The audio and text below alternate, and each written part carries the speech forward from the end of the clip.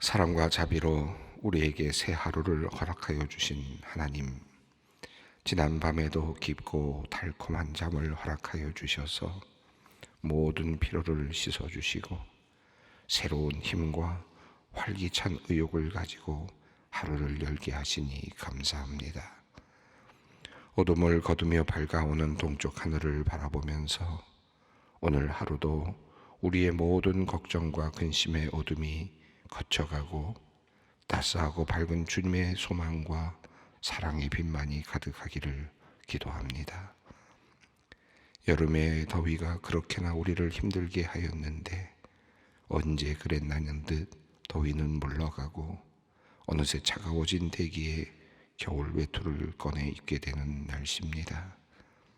우리 소망의 성도들 건강을 지켜주셔서 환절기에 감기를 비롯한 질병으로부터 보호하여 주시고 강건한 나날들을 보내도록 은총을 베풀어 주시옵소서. 오늘 부른 찬송의 가사를 생각하며 기도합니다. 저희를 주님의 빛으로 인도하셔서 믿음으로 일어나게 하시니 감사합니다. 믿음이 이기네. 주님 앞에 찬양할 수 있게 하시니 감사합니다. 주님께서 비추시는 빛을 따라 걸으며 저희의 모든 발걸음이 힘차고 굳건하게 하여 주시옵소서. 저희가 이 세상의 어두운 골짜기를 지나며 마귀의 시험을 받을 때에도 주님의 인도하심 따라가며 두려움 없이 흔들리지 않는 믿음으로 전진하게 하옵소서. 믿음이 이기네. 마음으로 또 주님 앞에 찬양으로 올려드리며 믿음 붙잡고 나아가는 우리 모두가 되게 하여 주시옵소서. 대한민국의 경제를 위해 기도합니다. 세계 경제의 불확실성이 깊어지고 강대국들의 갈등으로 우리나라 경제가 큰 어려움을 겪고 있습니다. 주님의 지혜와 도우심을 간구합니다. 전능하신 주님, 미국과 중국 사이의 무역 분쟁이 깊어질수록 수출 의존도가 높은 우리나라의 기업들과 근로자들이 겪는 고통이 점점 더 커집니다. 일자리를 잃고 생계를 걱정하는 이들, 매출 감소로 어려움을 겪는 중소기업인들, 미래를 불안해하는 청년들의 탄식 소리를 들어주시옵소서. 지혜의 하나님, 우리나라의 정책 담당자들에게 해안을 주셔서 이 위기를 슬기롭게 극복할 수 있도록 역사하여 주시옵소서. 기업인들에게는 창의적인 아이디어와 도전 정신을 주시고 근로자들에게는 인내와 희망을 더하여 주시옵소서. 이 어려운 시기가 오히려 우리 경제의 체질을 개선하고 새로운 성장 동력을 발견하는 복된 기회가 되게 하여 주시옵소서. 특별히 경제적 어려움으로 고통받는 소외계층과 취약계층을 보살펴 주시고 우리 사회가 서로를 배려하고 돕는 마음으로 하나가 되게 하여 주시옵소서. 질병과 고통 중에 있는 소망의 성도들을 위해 오늘도 기도합니다. 육신의 아픔으로 힘겨워하는 사람들의 탄식을 들으시고 치유의 손길로 어루만져 주시옵소서. 치료자가 되시는 주님, 병상에 누워있는 성도들에게 새 힘을 부어주시고 치료의 모든 과정 가운데 주님의 돌보심을 경험케 하여 주시옵소서. 주님께서 그들의 몸과 마음을 강건하게 하셔서 병마와 싸워 이길 수 있는 용기와 힘을 더하여 주시옵소서. 투병중인 성도들을 돌보는 의료진들의 손길을 통해 주님의 치유의 능력이 나타나기를 원합니다. 그들의 헌신과 치료를 통해 환우들이 위로받고 회복되게 하여 주시옵소서. 병상의 고통 중에도 주님을 바라보며 믿음을 잃지 않게 하시고 오히려 이 시간을 통해 주님과 더 깊은 교제를 나누는 은혜의 시간이 되게 하여 주시옵소서. 하나님, 우리 성도 중에는 유학을 준비하며 기도하는 자녀들이 있습니다. 이제 대학 얼리 원서를 써서 학교에 보내며 주님께 기도하는 가정들을 주님께서 살펴주시옵소서. 가장 좋은 길을 인도해 주시고 마음에 흡족한 응답을 얻게 하여 주시옵소서. 어린 자녀들을 멀리 떠나보낼 생각에 두려운 마음도 있습니다. 부모의 마음을 주님께서 아시오니 주님께서 아이들의 보호자가 되어 주시고 아이들의 미래를 친히 이끌어 주시옵소서. 오늘부터 1박 2일간 가평의 나인블록 더 스테이 힐링 파크에서 진행되는 허니브릿지를 위하여 기도합니다. 참여하는 신혼부부들이 서로를 더 깊이 알아가며 진정한 연합의 의미를 새롭게 발견하는 복된 시간이 되기를 원합니다. 바쁜 일상을 살아가는 중에 배우자의 소중함을 다시 깨닫는 시간 되게 하시고 신앙의 가치를 다시 바르게 세우는 기회가 되게 하여 주시옵소서.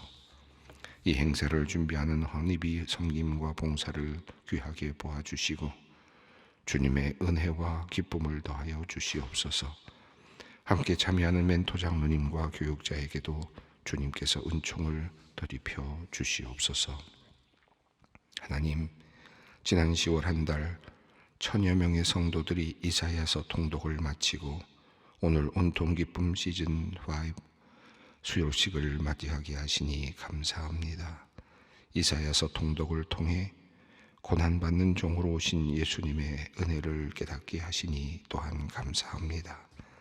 내가 여기 있나이다 나를 보내소서라는 이사야의 헌신처럼 통독에 참여한 성도들 모두가 주님의 음성에 겸손히 순종하며 이 시대의 빛과 소금의 사명을 감당케 하여 주시옵소서. 특별히 이 모든 과정을 위해 헌신한 운영진들과 100여 명의 조장들 수고를 기억하여 주시고 그들의 섬김을 하나님께서 기쁘게 받아주시며 오늘 수료식을 통해 아름답게 열매를 맺게 하여 주시옵소서. 오늘 수료식이 감사와 기쁨이 넘치는 시간 되게 하시고 앞으로도 더욱 말씀 안에서 자라나는 모두가 되게 하여 주시옵소서. 이제 말씀을 듣기 위해 주님 앞으로 나아갑니다. 오늘 우리에게 주시는 주님의 말씀 마음과 영혼에 깊이 새기게 하시고 그 말씀 듣고 우리의 존재가 변화되고 말씀대로 열매 맺는 역사가 있게 하여 주시옵소서. 우리 주 예수 그리스도의 이름으로 기도드리옵나이다. 아멘. 오늘의 말씀입니다. 누가복음 6장 12절로 19절 말씀입니다. 누가복음 6장 12절로 19절까지 말씀을 함께 봉독합니다. 이때에 예수께서 기도하시러 산으로 가사 밤이 새도록 하나님께 기도하시고 밝음에 그 제자들을 부르사 그 중에서 12를 택하여 사도라 칭하셨으니 곧 베드로라고도 이름을 주신 시몬과 그의 동생 안드레와 야고보와 요한과 빌립과 바돌로메와 마테와 도마와 알페오의 아들 야고보와 셀롯이라는 시몬과 야고보의 아들 유다와 예수를 파는 자 될 가룟 유다라. 예수께서 그들과 함께 내려오사 평지에 서시니 그 제자의 많은 무리와 예수의 말씀도 듣고 병고침을 받으려고 유대 사방과 예루살렘과 두로와 시돈의 해안으로부터 온 많은 백성도 있더라.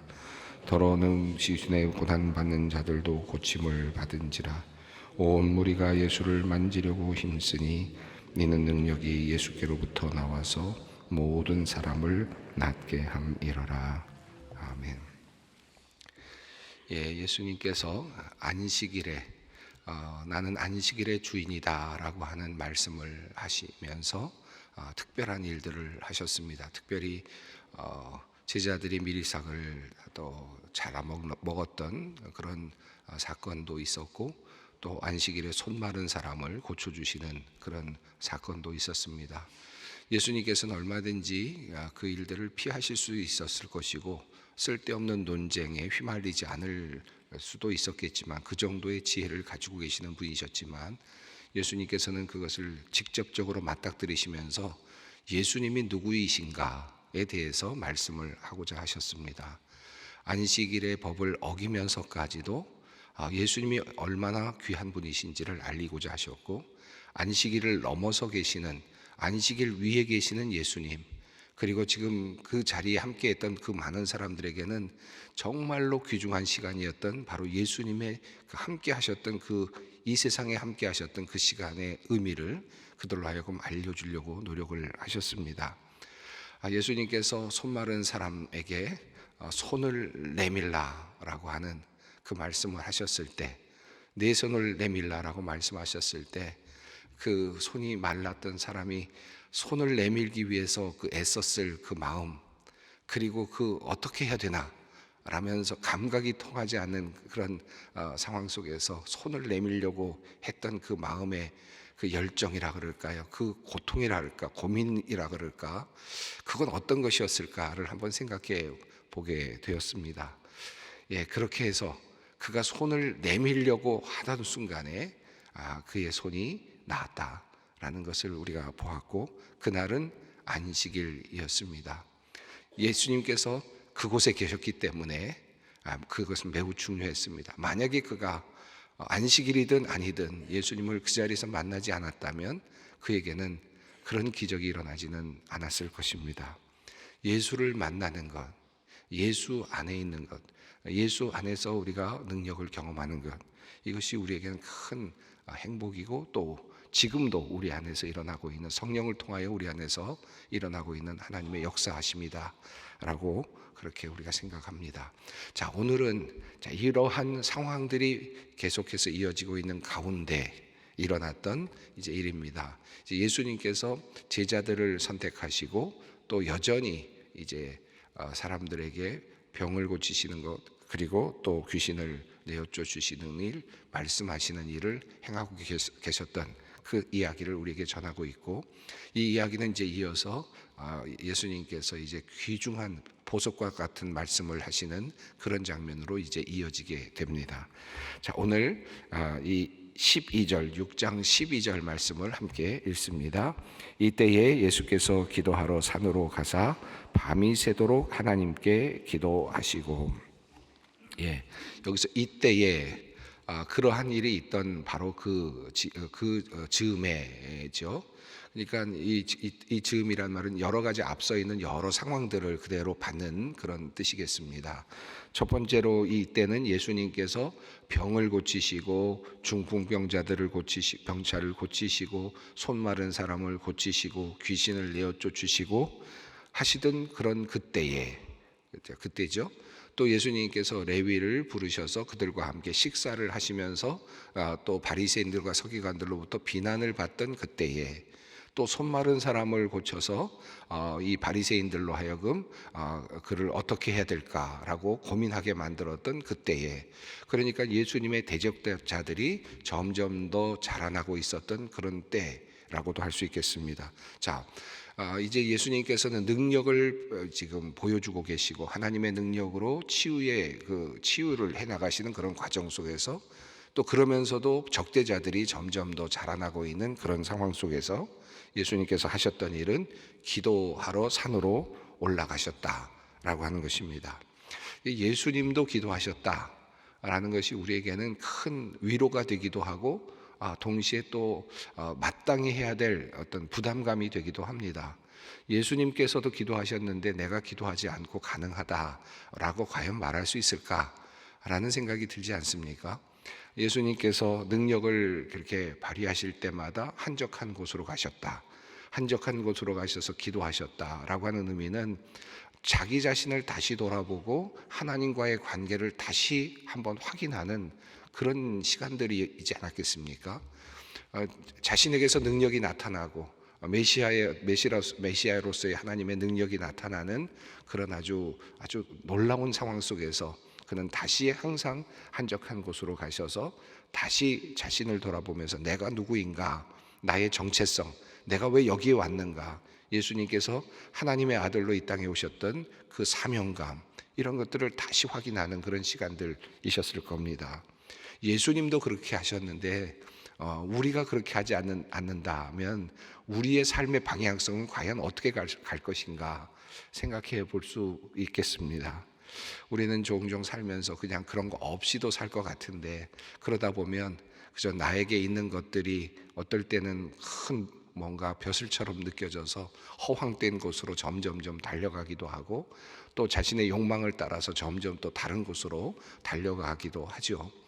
본질로 돌아오는 것, 삶의 자리로 돌아와서 나의 연약함도 다시 보고 또 내가 하나님과 연결되어 있다는 사실을 다시 한번 확인하고 나의 삶의 길을 다시 한번 점검하는 것, 이것은 참으로 예수님께서 우리에게 보여주신 지혜라는 생각이 듭니다.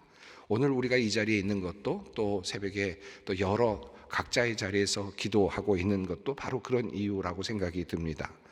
예수님께서는 이제 여러 상황 속에서 적대자들이 생겨나고 있는 위기의 상황 속에서 동시에 또 하나님의 능력을 지금 행하고 하면서 또 명예롭게 되면서 많은 사람들이 지금 따라가고 있는 그런 상황 속에서 자칫 교만해질 수도 있고 자칫 또 마음이 약해질 수도 있는 그런 상황 속에서 기도하러 산으로 올라가셨습니다. 그리고 밤이 새도록 기도하셨다라고 그렇게 말씀하고 있습니다. 자, 그리고 기도하신 다음에 한 가지를 하셨는데 바로 제자를 선택하신 일입니다. 13절입니다. 함께 읽습니다.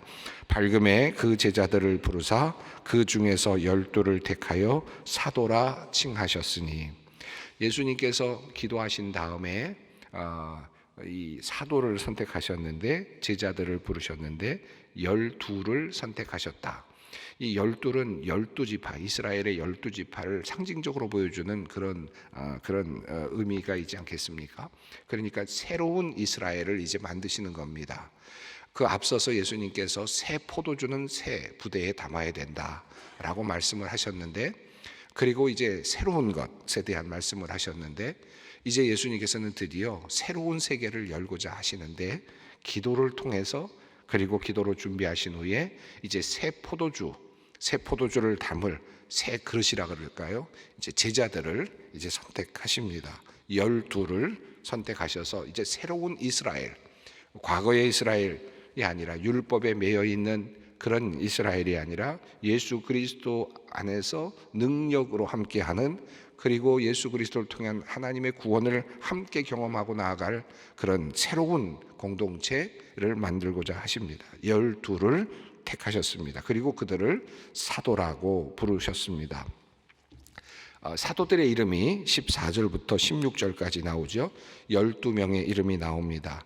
성경에는 이 사도들의 이름 12명의 이름이 거명된 곳이 4곳 나오는데, 마태복음 10장에 나오고요, 마가복음 3장에도 나오고 사도행전 1장에도 나옵니다. 또 오늘 본문인 누가복음 6장에도 나옵니다. 이 네 본문을 비교해 보면 약간 차이가 있기도 한데 거의 틀림이 없습니다만은 이름이 달리 불려지는 경우들, 지난번에도 우리가 말씀을 드렸습니다만은 세리인 레위의 집에 갔다, 그가 예수를 따랐다라고 하는 내용이 있는데, 여기에는 레위가 없습니다. 아마도 마태가 레위이지 않을까라고 추정하던 것처럼 다른 이름들로 되어 있는 것이 조금 한두 명 정도 있어서 약간의 차이는 있습니다. 그러나 공통점은 분명히 있습니다. 우선 14절을 읽어보겠습니다. 베드로, 곧 베드로라고도 이름을 주신 시몬과 그의 동생 안드레와 야고보와 요한과 빌립과 바돌로메와, 베드로라고 이름을 주신 시몬이라고 되어 있습니다. 시몬은 항상 맨 앞에, 4곳 모두 예수님의 제자의 이름 중에 제일 앞에 놓여 있습니다. 공통적인 특징입니다. 그러니까 베드로가 이 모든 제자들의 앞서 있었던 사람이다, 예수님께서 그렇게 선택하셨다라고 할 수 있겠죠. 또 베드로, 시몬과 안드레, 야고보, 요한, 이 4명의 이름은 항상 이 모든 4 본문에서 똑같이 맨 앞에 등장을 합니다. 베드로, 안드레, 야고보, 요한, 또 이 4사람은 지금 어부이죠. 그리고 빌립, 그리고 바돌로메, 이렇게 이름이 나오는데, 시몬이라고 하는 이름으로부터 시작해서 세 이름이 이제 항상 같이 나오고, 그 다음에 또 빌립부터 시작해서 또 세 이름이 나오고, 알페오의 아들 야고보라는 이름이 나오면서 또 세 이름이 나와서 이렇게 한 단락을 이루고 있음을 볼 수 있습니다. 이것이 네 본문이 동일하게 가지고 있는 특징이라고 할 수 있겠습니다. 바돌로메라는 이름인데, 바돌로메라는 이름은 그 돌마이의 아들이란 뜻이니까 이것은 그냥 누구의 아들, 뭐 예를 들면 김씨의 아들 이렇게 되는 정도의 바돌로메가 되는 건데요. 그래서 이 바돌로메를 누구냐, 이 바돌로메가 누구냐, 정확한 이름이 누구냐라고 고민하는 중에 이분이 나다나엘이 아닐까, 요한복음에 나오는 나다나엘이 아닐까 추정을 하기도 합니다. 흥미롭게도 공간복음에는 나다나엘이라는 이름이 한 번도 나오지 않고, 또 요한복음에는 바돌로메라는 이름이 한 번도 나오지는 않습니다. 이런 것으로 봤을 때 예수님의 제자 바돌로메는 나다나엘이 아닐까라고 추정을 하기도 합니다. 또 마태, 아까 전에 말씀드렸습니다마는 레위라는 이름과 같은, 서로 다른 이름을 쓰고 있는 같은 사람이 아닐까 이렇게 추정을 하죠. 또 도마, 그리고 알페오의 아들 야고보라고 되어 있는데, 여기서 말하는 이 야고보는 예수님의 형제 야고보는 아닌 것 같습니다. 예수님께서 공생애를 마치실 때까지, 거의 마지막까지 그의 형제들은 예수님을 따르지는 않았던 것으로 보여서 처음부터 예수님을 따랐던 이 알페오의 아들 이 야고보는 또 다른 인물인 것처럼 보입니다. 또 셀롯이라고 하는 시몬이라고 되어 있는데, 아마도 추정컨대 학자들은 셀롯 당이라고 하는 당시의 열심당이었던 것과 연관되어 있지 않을까라고 그렇게 추정을 해서, 셀롯이라는 시몬이라는 이름이 또 다른 이름, 셀롯이라는 다른 이름과 시몬일 수도 있지만 열심당원이었던 시몬이 아닐까라고 이렇게 추정하고요. 마태와 마가복음은 이 사람을 가나나인 시몬이라고 이렇게 달리 부르고 있습니다. 그래서 같은 이름이겠지만 가나나인이라고 하는 이름과 셀롯이라는 이름 이렇게 달리 부르고 있음을 볼 수 있습니다. 또 야고보의 아들 유다라고 되어 있는데, 마태와 마가복음에서는 그 이름을 다데오라고 이렇게 바꾸어 부르고 있습니다. 그래서 알페오의 아들 유다는 다데오의 또 다른 이름일 수도 있겠습니다. 그리고 예수를 파는 자가 될 가롯 유다 이렇게 됐는데요. 이 가롯 유다는 가롯이라고 하는 것이 지역 명칭이냐, 그래서 뭐 성씨냐 이렇게 이제 보기도 하고, 또 아람어로는 이 가롯이라는 말이 비슷한 의미, 이 그릇되다라고 하는 뜻도 있답니다. 그래서 그릇된, 잘못된 이란 그런 의미냐, 혹은 라틴어로 이것이 시카리우스라고 되어 있어서 단검을 가지고 있는, 그래서 칼을 품은 이런 그런 사람으로 또 이해하기도 하고, 또 이 의미가 또 다른 의미로 직업으로는 염색업자이기도 하다 그래서 또 그렇게도 보기도 합니다. 그런데 이 가롯 유다는 아마도 그 지역 성이 아닐까 일반적으로 이렇게 이해할 수 있겠습니다. 중요한 것은 이렇게 12명을 예수님께서 선택을 하셨는데요. 하나님께서 예수님께서 이제 새롭게 만들 새 포도주의 푸대, 이제 새롭게 구성하는 하나님의 능력과 하나님의 역사, 예수 그리스도의 능력으로 이제 구성하실 이제 새로운 공동체를 만드시는데, 면면을 보면 어부들이 있고요, 세리가 들어 있고요, 또 여기 보면 칼을 품고 있거나 또는 셀롯 당 열심당원이었던 그런 또 급진주의자들도 있고요, 도마 같은 회의론자도 있습니다. 내가 보지 않고는, 직접 만지지 않고는 내가 믿을 수 없다라고 말했던 이 도마와 같은, 뭔가 어찌 보면 합리주의자일 수도 있겠는데 회의주의자 같은 사람도 있고요. 또 심지어는 이제 예수를 팔아넘길 가롯 유다까지도 있습니다. 다양한 사람들, 다양한 계층의 사람들, 그리고 또 환영받지 못하는 사람들, 최고의 어떤 학식을 가진 그런 율법학자 중에 한 사람, 그 중에서도 제일 좋은 학교를 나온, 좋은 가문, 어떤 그 학문의 가문에서 나온 사람, 이런 사람들을 뽑지 않고 지금 어부 중에서, 세리 중에서, 또는 급진적인 어떤 사회운동을 하는 사람 중에서, 이런 사람들 중에서 예수님께서 제자들을 품으시고, 그리고 그들을 사도라고 이렇게 칭하셨습니다. 그리고 밤이 새도록 기도하신 후에 결정하신 내용이었습니다. 자, 이런 사람들을 가지고 이제 어떻게 할 거냐, 이런 사람들을 데리고 뭘 할 거냐, 이제 예수님께서는 이 사람들에게 보여주셔야 되고, 이 사람들에게 가르쳐 주셔야 되고, 그리고 이 사람들에게 능력을 보여주시고 그들을 이제 하나님의 사람으로 예수의 제자로 만드시는 일을 하셔야 됩니다. 그 자체가 자격이 있었던 것이 아니었습니다. 그저 그들은 예수님을 따라 나섰을 뿐이죠. 이제부터입니다. 이제 그들은 예수님을 따라 나서야 되고, 예수님은 그들을 만져주실 준비가 이미 되어 있습니다. 그러니까 12명을 뽑았다라고 하는 이 말이, 물론 결과적으로 뒤를 갔다가 다시 오면 아, 이런 사도를 뽑았구나 이렇게 생각할 수 있지만, 지금 이 시점에서 본다면 깜도 되지 않을 것 같은 사람들을 모아놓고 너희는 내 사도다라고 말씀을 하시는 겁니다. 그리고 이제 그 중에서는 또 아무리 교육을 해도, 아무리 보여주어도 배반할 사람도 함께 끼어 있습니다. 그런데도 불구하고 예수님은 이들에게 희망을 두시면서 12명을 이제 가르치기 시작하시고 보여주기 시작을 하십니다.